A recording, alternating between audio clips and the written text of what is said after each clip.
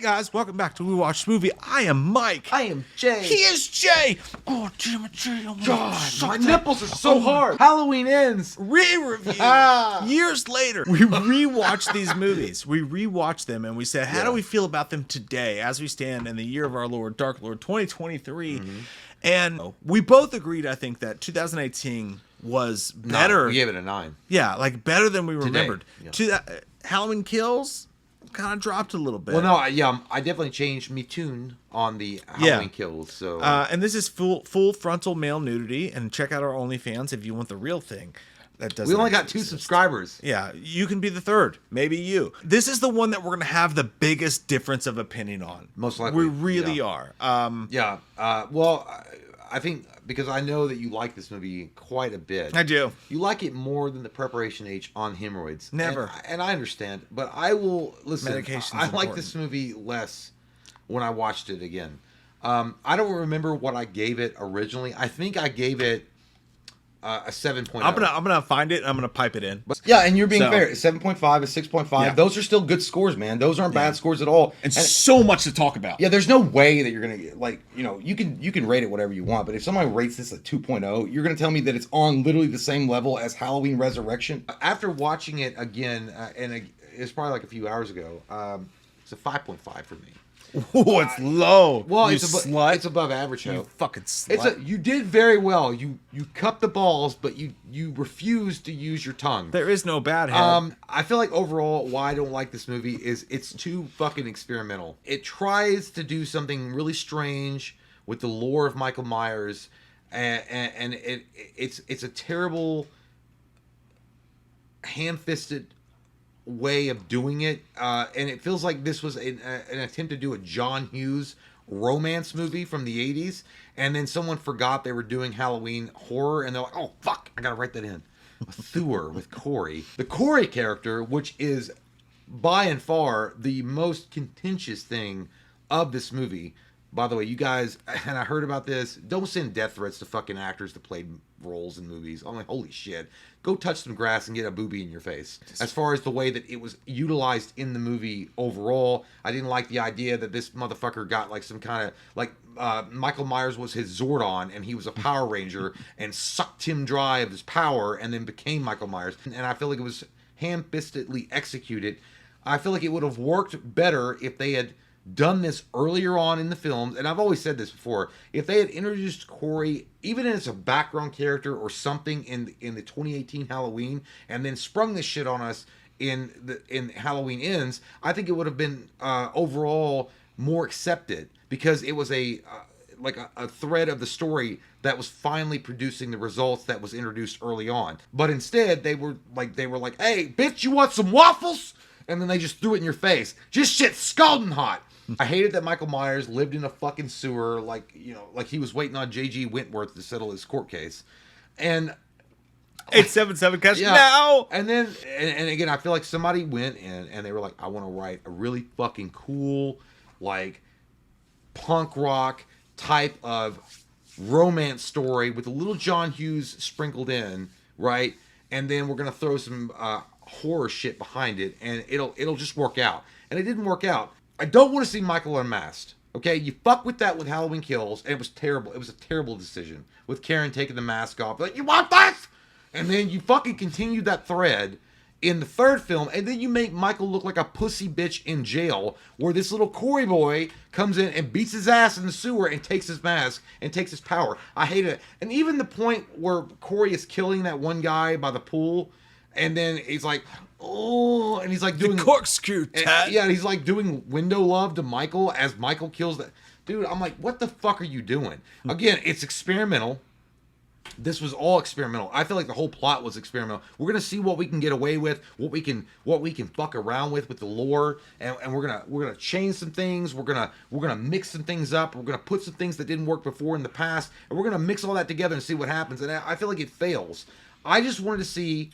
At the end of the day, I wanted to see a cool Halloween movie with Laurie Strode and Michael Myers having their final one-off, not him getting fucked up by goddamn China from the WWE like he was some fucking Shawn Michaels with doing the Heartbreak Kid kick and like getting fucked up by China. I wanted to see a full-on badass Dracula versus Van Helsing moment in the sun, and then them both going down in flames together. Not like, oh, okay, I'm gonna put him in the wood chipper.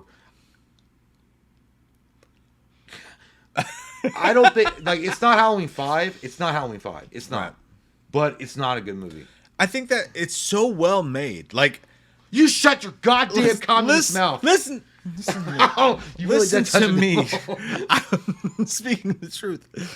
I think that this movie is so weird because, like, as what they promised, what David Gordon Green and Danny McBride and Blumhouse and all of them promised, this movie is an abject failure. An abject fucking based on failure. what they promised, yeah. They promised that they were going to do these crazy things with 2018 and then kills, and then this movie is going to wrap it all up. Hella, stop being so rapey. And it's an abject failure when it comes down to that stuff. As a standalone movie, though, don't you dare. As a standalone movie, though, yeah. I enjoy the living fuck out of this movie. Yeah, that's fine, yeah. I think that the character of Corey Cunningham is interesting as fuck. I think it's a Jake Gyllenhaal-ish type character that's super interesting. Yeah. That his family life is fucked up. That was super interesting to me.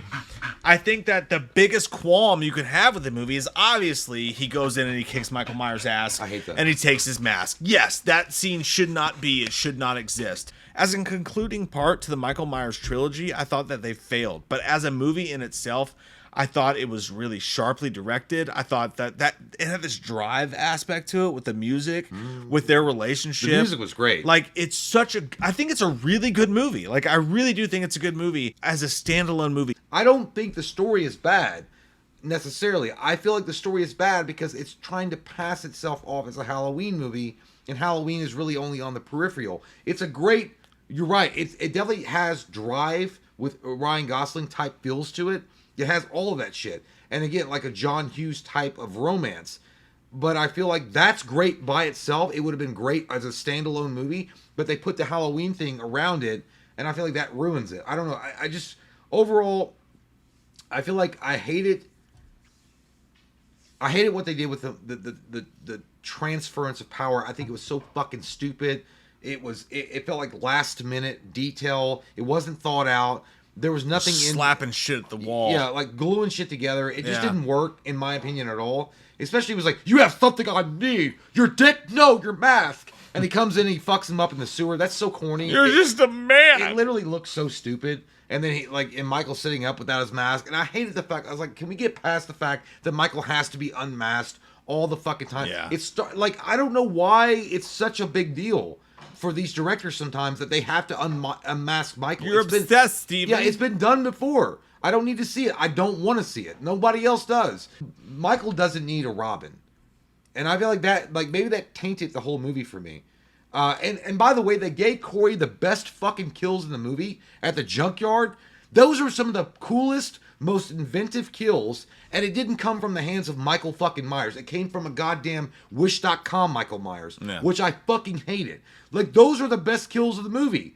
And then they're just given to Corey. You would think you're going to have this most amazing, spectacular fight between Laurie Strode and Michael Myers for the final bout. That was awful, yeah. And then it's just like, she can over fucking power him. Interesting. She can just jump on top of him and stab his hands into the fucking countertop, and she's like 110 pounds, and this motherfucker's supposed to be a goddamn mountaintop. They could not decide. Is Michael this derelict, he can't help himself, weak person, or is he super Michael Myers? Right. They never decided. They never made a fucking choice. Maybe you could be like, oh, well, he didn't absorb the evil enough. I'm like, oh, wait, what the fuck? This is like as bad as the runes or the fucking dice shit from Curse of Michael Myers. It's just as bad, yes. It's like, so he didn't absorb enough evil. Did he possess Corey? That's what I'm saying. Did he not?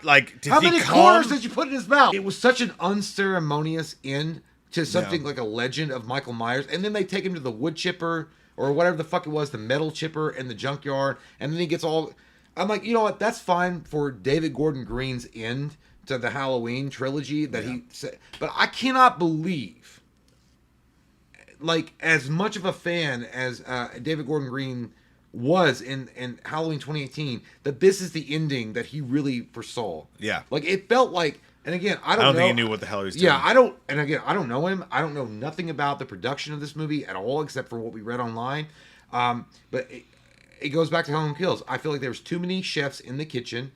They were trying to put too many plot lines in, and it got confusing. And ultimately, do I think this story could have worked with Corey being there was the new Michael Myers, or taking the power and going on to a different town? Yeah, I do. Yeah. You introduced it early on. You don't introduce it at the last fucking, like, you know, you don't do the annexation of Puerto Rico in the fourth quarter.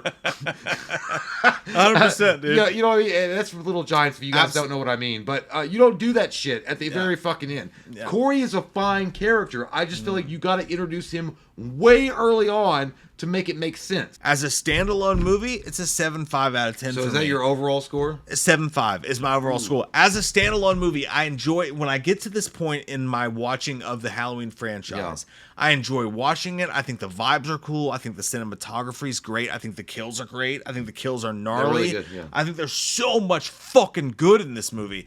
But as far as what they promised fans, from Halloween 2018 on, I think they abjectly fucking failed hard. Yep. But this movie is really cool for me, and I love it as a part of the Halloween franchise. So I'm like totally in between. Yep. But it's a 7.5 out of 10 total for me. Yeah, I give it a 5.5, and I'm looking at it.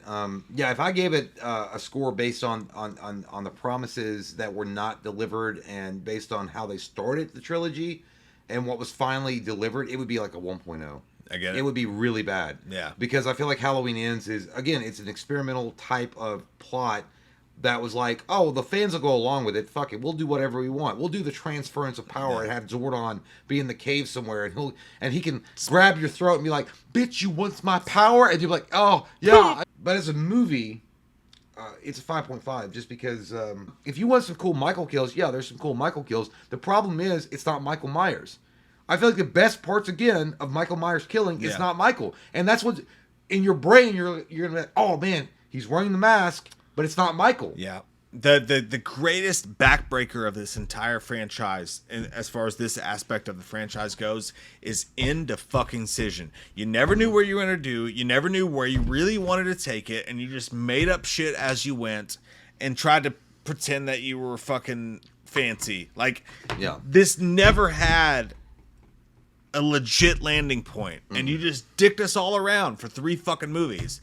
And despite awesome fucking FX work, despite awesome masks, it was shot great. It was shot amazing. Despite an amazing score, despite amazing masks, despite amazing acting, the people who were in charge of the direction fucking failed, and you just did. I mean, that's a fact. You guys could not make a fucking decision, and you fucked it up. And the first time you gave Allison a chance to shine, you put her in a really controversial moment. Yep.